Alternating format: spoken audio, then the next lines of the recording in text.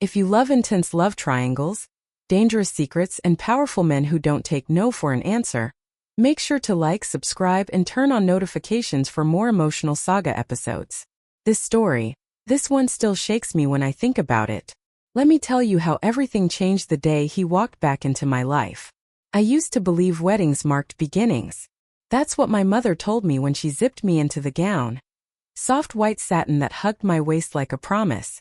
The church bells outside were still warming up their voices. Sunlight crawled through stained glass windows, and the scent of peonies filled the air like something holy. And then he never came. Thomas Whitlock. My fiancé. The man I had built a life with. The man whose laughter felt like home. The man who told me 2 nights earlier that loving me was the only thing in his world that made sense. The groom didn't show up. Not late. Not delayed. Just gone. People whispered. My bridesmaids tried to pretend everything was fine. My father kept pacing. And I stood inside the church dressed like a woman with a future, holding flowers like a woman with no present. The Whitlocks didn't offer explanations. They just said, Thomas had an emergency, and escorted me away from the reporters outside. Their security swept the grounds like wolves sniffing for blood. And I realized in a sharp, sickening way that marrying into their empire, into their quiet power, had risks I had ignored. I didn't hear from him for weeks. Just silence. A hollow, sharp, unkind silence. Until the day another Whitlock walked through my door. It was raining hard that afternoon, cold and insistent, turning the windows into a gray blur. I had moved into my cousin's spare guest room, surrounded by boxes of decorations from the wedding that never happened. The table cards, the unused candles, the return-to-sender gifts. All of it felt like evidence of some crime I couldn't name. I was halfway through taping shut another box when the doorbell rang. My cousin was at work. No one else ever came by. I opened the door and froze. There he was. Elias Whitlock. Thomas's older brother. The one people whispered about in businesses, backrooms, and quiet corners of the Whitlock estate. The brother who stepped into the family empire early, who walked like a decision and talked like consequence. Dark blonde hair damp from the rain, sharp blue eyes that always looked like they were calculating, and a jaw that could cut through concrete. He filled the entire doorway. Clara, he said, my name, a low, warm scrape across his voice.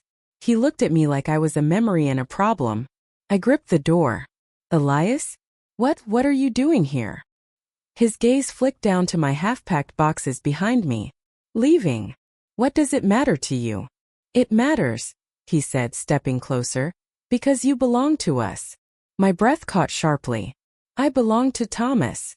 Elias's jaw tensed. You still do. A pulse of fear then anger shot through me. Thomas disappeared. No call. No message. I don't belong to anyone. Elias didn't blink. You belong to him, he said quietly. Even if he's gone. Gone. Not missing. Not hiding. Gone. The word clung to my ribs. Where is he? I whispered. That's what I came to talk about. He stepped inside without waiting for an invitation. The air changed with him, denser, heavier, charged like a storm moving into a valley. Elias walked into the living room, looked at the wedding boxes, the unused decorations, the place cards with Mr. and Mrs. Whitlock, embossed in gold foil. His eyes lingered on the name, Mrs. Whitlock. He touched it with a slow, unreadable expression. Something like possession, something like regret. I'm going to be direct, he said finally. Thomas is alive. Every bone in my body went numb. Alive. I whispered. Where?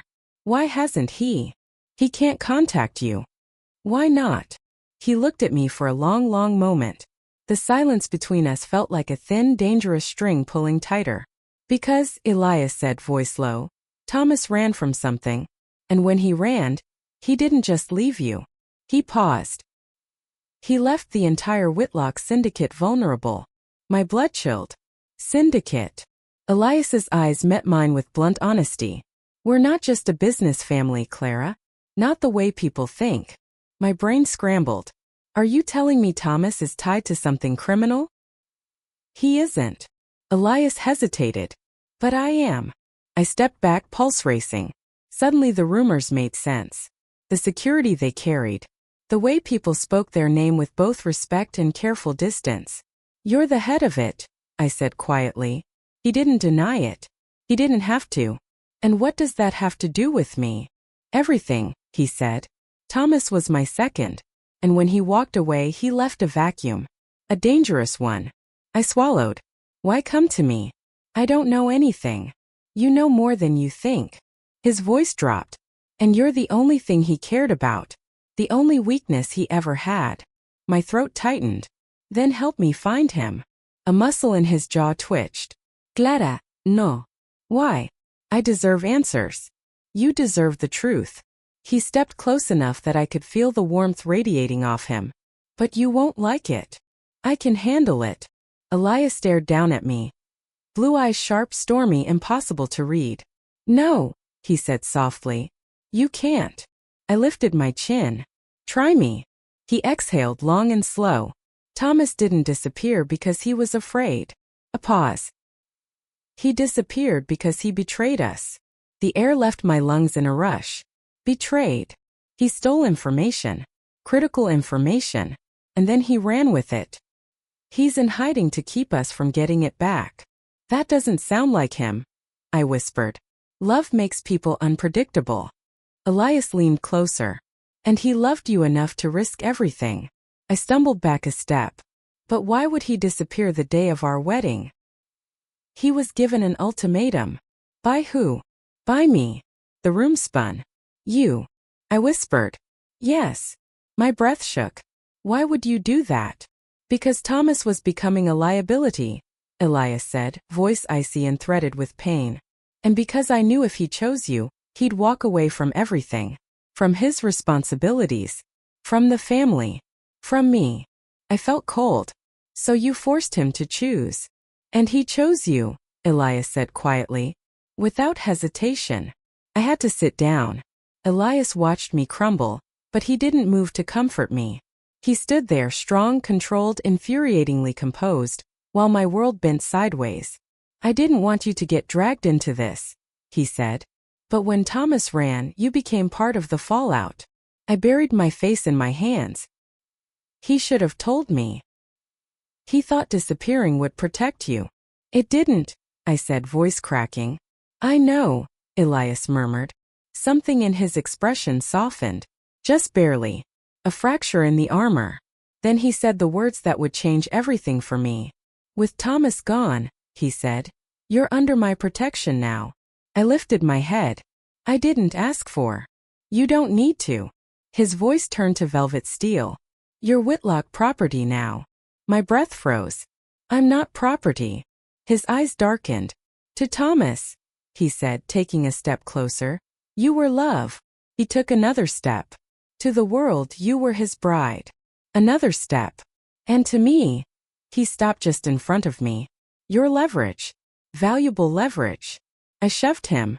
"Get out." Elias didn't move an inch. "You're angry," he said calmly. "Good. Anger keeps you alive. You don't get to claim me." His gaze swept over my face with slow, unsettling intensity. "You were going to marry into our family either way," he murmured. "And until Thomas surfaces, I am the family." I shook with fury. "You can't just replace him." His voice lowered to a dangerous hush. "Oh, Clara," he said. "I'm not replacing him." He brushed a wet strand of hair from my cheek. "I'm protecting what belonged to him," he whispered.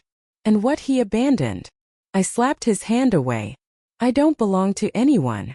For a moment, just a fleeting, impossible moment, pain flickered across Elias's eyes.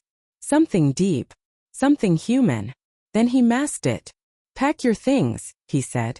"You're coming with me." "No. You don't have a choice." "I always have a choice." "No," he said softly. "You don't. Not anymore." Suddenly the front windows burst with headlights, sharp, blinding white. A black SUV screeched to a stop outside. Another followed. Men got out. Armed. Moving fast. Elias's expression hardened. "It's already started," he said. "What is?" "The war he left behind." He grabbed my arm, not roughly, but firmly enough to make the ground tilt under my feet. Then he whispered something that sent a shiver all the way to my bones. Thomas isn't the only one who wants you. Confusion rushed through me. What do you mean? Elias leaned close, breath brushing my ear. Someone else has been looking for you, he murmured. Someone dangerous. The door shook as fists pounded against it. Elias, I whispered. Who is it? He met my eyes. Thomas's enemy. I swallowed hard. His enemy? And mine. Another crash against the door. Elias took my hand, warm, commanding, furious, and pulled me toward the back exit. Come with me, he said. If you stay here, you die. The pounding grew louder. Splintering wood. Shouting. Glass cracking. My breath came ragged. Where are we going? To the only safe place left. And where is that? Elias opened the back door. Rain pouring down behind him like a curtain. He didn't look back. Home, he said. Whitlock Manor. And then everything went dark.